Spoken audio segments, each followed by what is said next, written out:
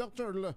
Lasustiano Jimenez. Salustiano Jimenez, ang DepEd Regional Director sa area ho kung saan nangyari po yung pamamaril ng dalawang estudyante na ikinasawi ng 4. Dr. Jimenez, magandang gabi na po sa inyo. Si Henry Uri at si Karen Oyong sa DZRH. Magandang gabi po, sir. Magandang gabi po, Sir Henry at Ma'am Karen, no? At yung lahat na nagsubaybay sa programa niyo po. Opo. Dr. Jimenez, would you also confirm kung totoong lumalabas po kasi sa nakalap daw na impormasyon ng ating PNP na nabubuli o bullying ang dahilan noon pong ugat ng pamamaril ng dalawang bata?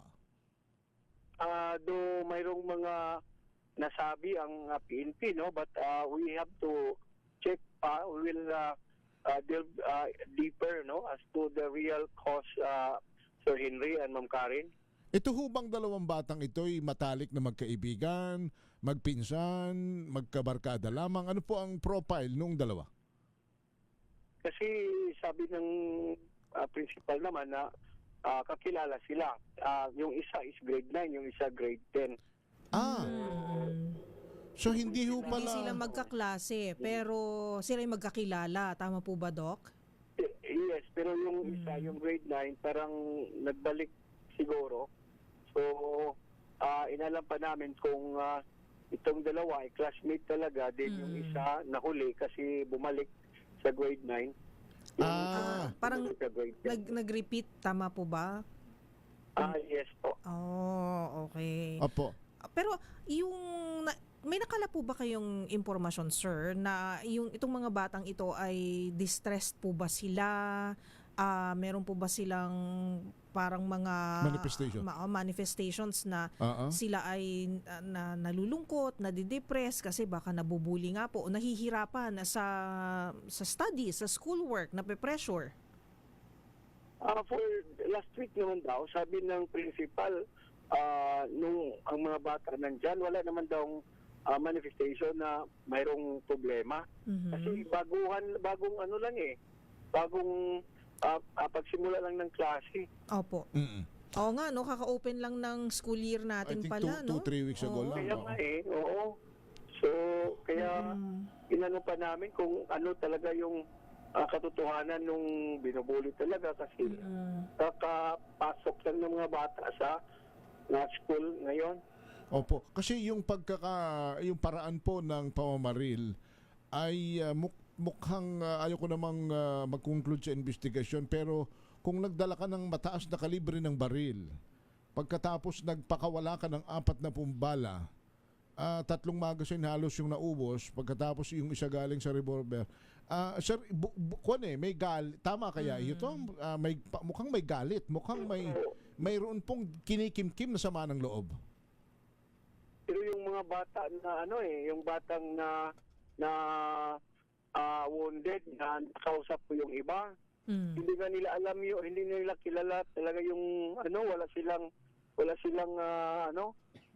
hindi nila friends yung hindi nila masyadong kilala yung mga batang yon na suspect.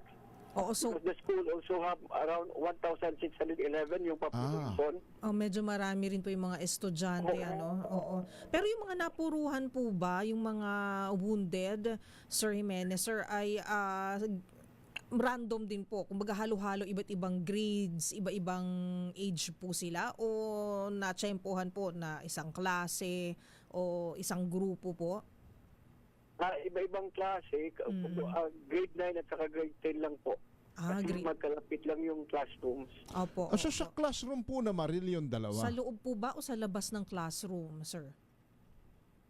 Tamagin sir, Ma'am Karen? Sa classroom po nangyari yung pamamaril, sa loob po ba o sa labas ng classroom?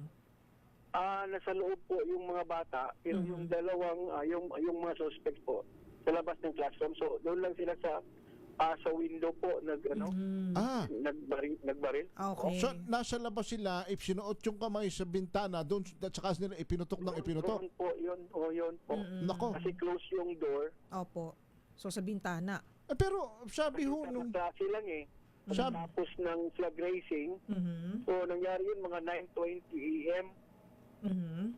Opo, tapos pasok after po ng flag raising ceremony, Pasok pumasok sa na po yung classroom. mga estudyante. Nagsimula ng klase po. Opo, and then a few minutes lang po ba biglang nangyari na po yung pamamaril, Sir Jimenez? Yun ang mga sabi po, based report. Yung classroom na pinangyarihan, isa lang and with teacher.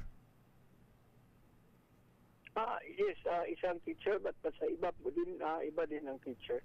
Pero wala naman hong natamaang... Hindi lang yung isang classroom eh. Naroon, Isang Mga classroom. bata paglabas, sa labas din ng baril din. oo. Lumabas na yung mga bata eh. Ibig sabihin, bukod sa putok sa bintana, nung may lumabas na bata, pinagbabaril din nung dalawa. Yes, yung iba na nasa labas din. Nako. Pero, Narinig yung putokan at naglabasan na. tapos pinaputokan. Pero may teacher ho dun sa loob, hindi ba natamaan?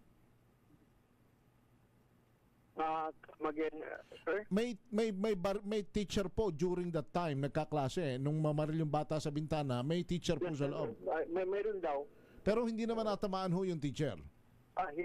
Hindi naman po. Sabi ng pulis, hindi naman daw ang mga tinamaan daw, hindi yung target, mukhang hindi yung target nung... Mga binubuli Na daw. may binubuli? Yung nambubuli. Opo. Oo, hindi. Okay. Bakit kaya yung kung grade 9, supposedly mga kaklase niya ho yung pinaputukan, tama ba? Yung isa, opo. Yung... By the way, sorry sir, pero may kasi dumating na yung namin, yung USEC. Opo. Pwede ko muna. Sige may po. kami- Sige. Anyway, salamat sir ha. Mag-iingat po kayo. Thank you po. Thank you, so much. sir. Maybe another time po. Sige Opo, po. opo. Sige po. Naintindihan namin. Thank you, sir. Ingat po. Si Director Salustiano Jimenez ng DepEd Region ng Jumpal.